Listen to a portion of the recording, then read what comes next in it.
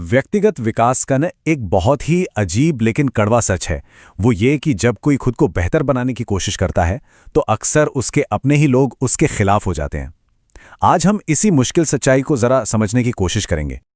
कभी इस बारे में सोचा है कि ये कितनी अजीब बात है कि जब कोई बदलना शुरू करता है तो सबसे ज्यादा डर उन्हीं लोगों को लगता है जो हमारे सबसे करीब होते हैं। वो चाहते हैं कि हम बिल्कुल वैसे ही रहें जैसे हमेशा से थे। पर सवाल ये है कि आखिर ऐसा होता क्यों है? देखिए, इसकी वजह ना बड़ी सीधी सी है। असल में लोग हमारे साथ सहज नहीं होते। वो तो हमारे उस वर्जन के साथ सहज होते हैं जो उन्होंने अपने दिमाग में बना रखा है, जिसकी उन्हें आदत पड़ चुकी है। और जब हम बदलते हैं तो उनका वो कंफर्ट जोन हिल जाता है और उन्हें डर लगने लगता है। तो चलिए थोड़ा और गहराई में उतरते हैं और समझते हैं कि उनकी इस बेचैनी का असली सच आखिर है क्या। यहाँ पे ना एक टकराव एकदम साफ साफ दिखता है। एक तरफ कोई इंसान है जो आगे बढ़ रहा है, बदलाव को अपना रहा है, और दूसरी तरफ वो लोग हैं जो वहीं के वहीं रुके हुए हैं, अपने अतीत को पकड़ कर बैठे हैं। उन्हें लगता है कि उनका जो नियंत्रण था वो अब खत्म हो रहा है, और बस असली संघर्ष यहीं से शुरू हो जाता है।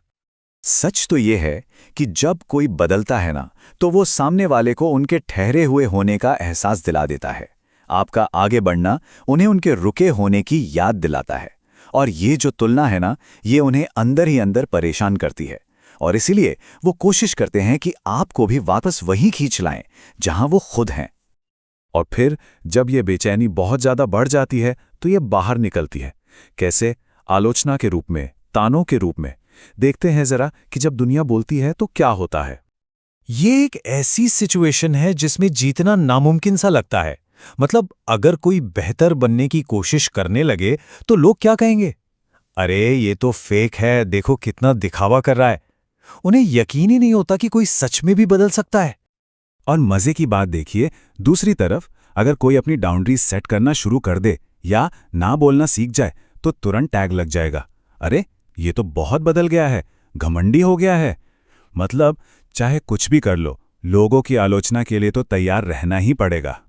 लेकिन इस सारे बाहरी शोर शराबे के बीच कहानी में एक बहुत जरूरी मोड़ आता है। ये वो मोड़ है जब ध्यान बाहर की दुनिया से हटकर अपने अंदर की तरफ जाता है। ये एक आंतरिक बदलाव की शुरुआत है।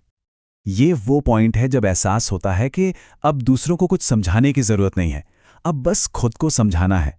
लोगों को एक्सप्लेनेशन देना बंद करके इंसान खुद को समझने पर फोकस करने लगता है, क्योंकि आखिर में दिन खत्म होने पर हमें खुद के साथ रहना है, लोगों की राय के साथ नहीं।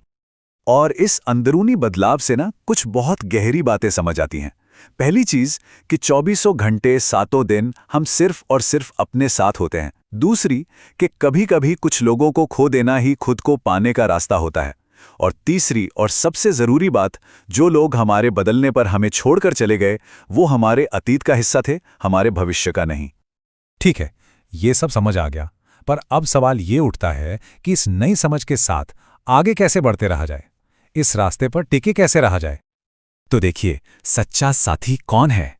सच्चा साथी वो नहीं है जो हमें बदलने से रोके, नहीं।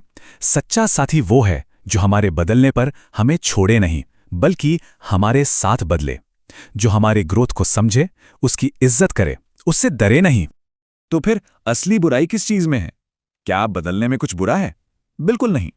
बुरा है दूसरों को खुश करने के चक्कर में खुद को ही खो देना। असली नुकसान बदलने में नहीं है, असली नुकसान तो खुद को भुला देने में है। और आखिर में बस एक बात याद रखनी है, हो सकता है सब लोग साथ छोड़ दें, पूरी दुनिया एक तरफ हो जाए, लेकिन अगर कोई अपने साथ मजबूती से खड़ा है ना, तो वो कभी हार नहीं सकता। और सच पूछिए तो यही सबसे बड़ी जीत है।